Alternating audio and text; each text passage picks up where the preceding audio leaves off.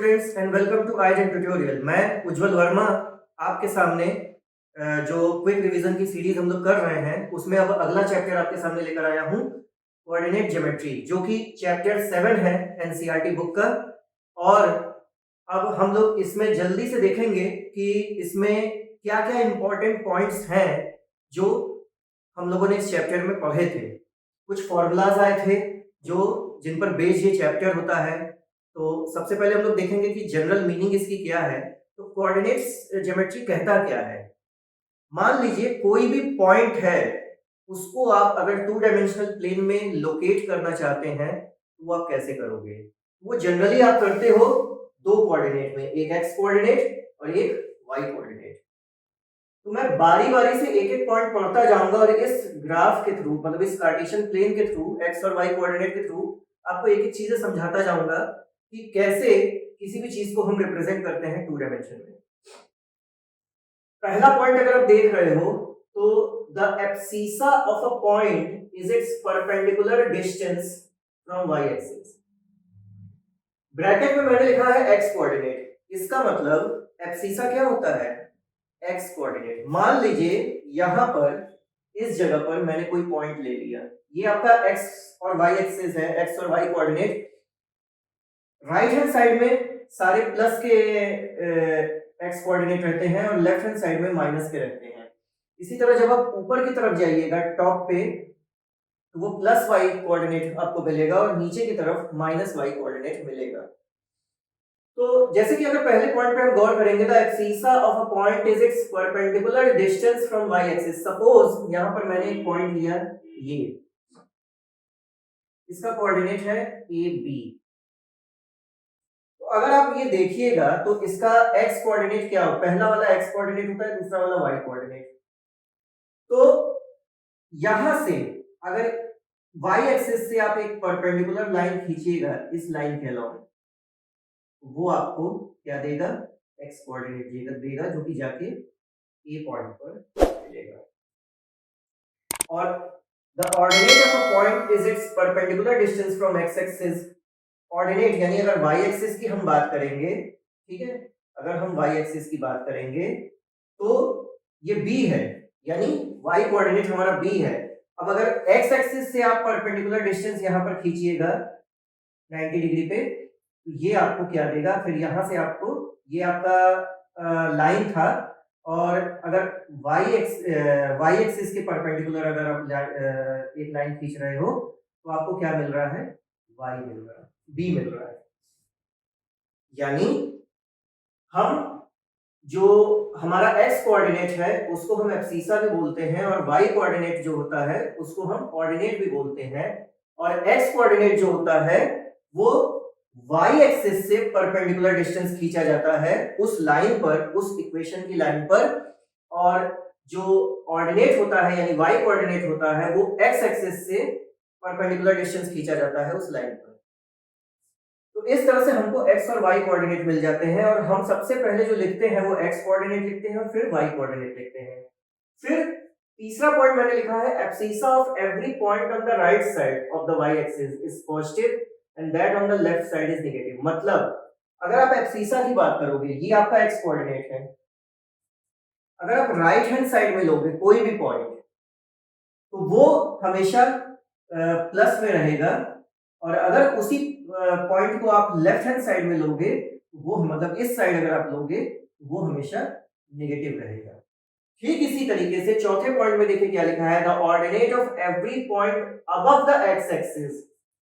ये x axis है, इसके ऊपर अगर आप कोई भी पॉइंट लेते हो इस लाइन पर, वाई कोऑर्डिनेट पर, तो ये आपका क्या होगा, पॉजिटिव होगा। मतलब यहां पर आप कोई भी पॉइंट लोगे तो वो पॉजिटिव होगा, और यहां पर आप कोई भी पॉइंट लोगे तो वो नेगेटिव होगा। मतलब below negative, below the X axis is negative and above the X axis is positive.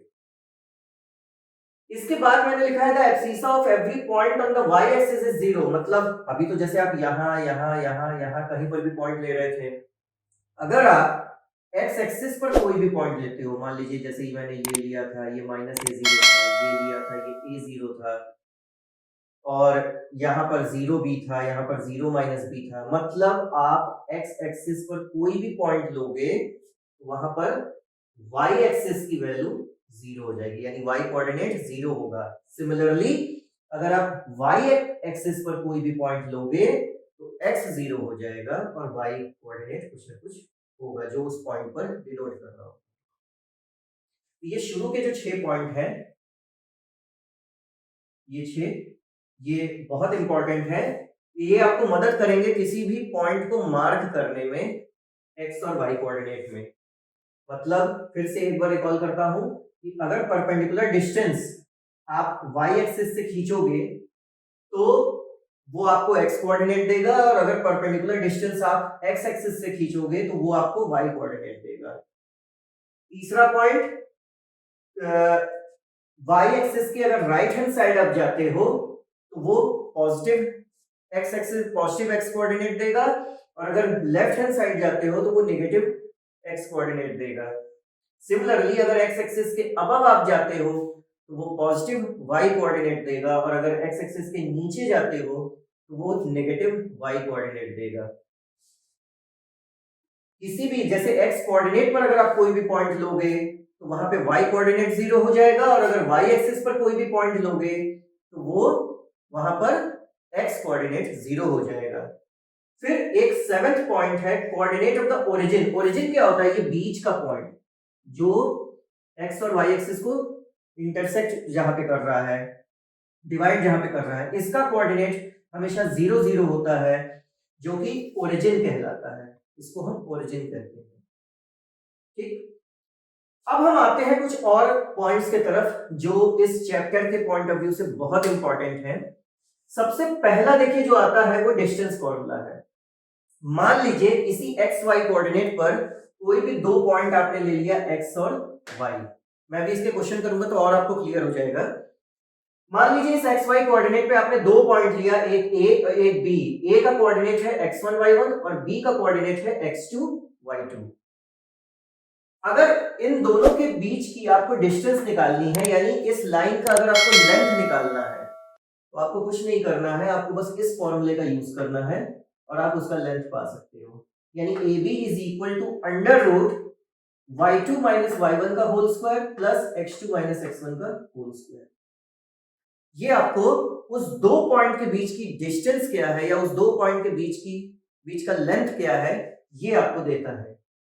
मान लीजिए इसकी दूसरी कंडीशन ये बनती है कि अगर वो उन दोनों पॉइंट में से एक पॉइंट ओरिजिन है, यानी ओरिजिन का कोऑर्डिनेट क्या होता है 0 0, और एक कोई पॉइंट P है, मतलब आप यहां से किसी भी पॉइंट पर ले रहे हो, मान लीजिए यहां ले लिया आपने, यहां ले लिया या यहां ले लिया, कहीं पर भी ले लिया, तो अगर एक पॉइंट आपका ओरिजिन है और दूसरा कोई भी और दूसरा पॉइंट है, तो उसका अगर आपको डिस्टेंस फॉर्मूला से कैलकुलेट करना होगा तो आप कुछ इस तरीके से करोगे कि x माइनस 0 का whole square plus y minus 0 का होल स्क्वायर। तो 0 की तो कोई वैल्यू होती नहीं है, ये क्या आ जाएगा under root X square plus Y square. लेकिन शर्त ये है कि दोनों पॉइंट में से एक पॉइंट ओरिजिन होना चाहिए।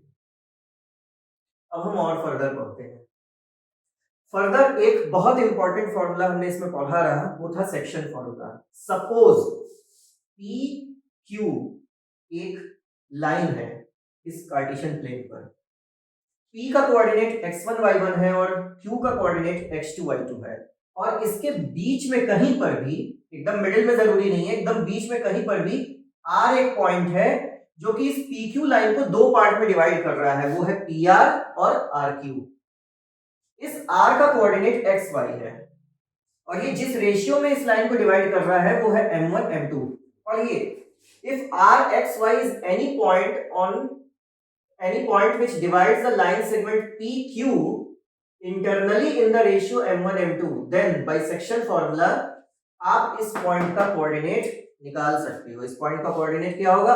rxy is equal to m1 into x2 plus m2 into x1 upon m1 plus m2। ये आपको x कोऑर्डिनेट देगा, मतलब x की वैल्यू देगा आपको, और m1 into y2 plus m2 into y1 upon m1 plus m2 ये आपको y का कोऑर्डिनेट देगा। इन केस अगर मान लीजिए आपको ये कोऑर्डिनेट पता है, ये दोनों कोऑर्डिनेट पता है P और Q, तो आप रेशियो भी निकाल सकते हो। इस चीज को हम लोग क्वेश्चन में देखेंगे कैसे उसको किया जा सकता है। अब इसका एक केस क्या बनता है, इसका एक केस ये बनता है कि मान लीजिए जैसे हम ये बोल रहे हैं कि यहाँ पर R जो है एक ऐसा पॉइंट है जो PQ को दो पार्ट में डिवाइड कर रहा है M1 और M2 के रेशियो में।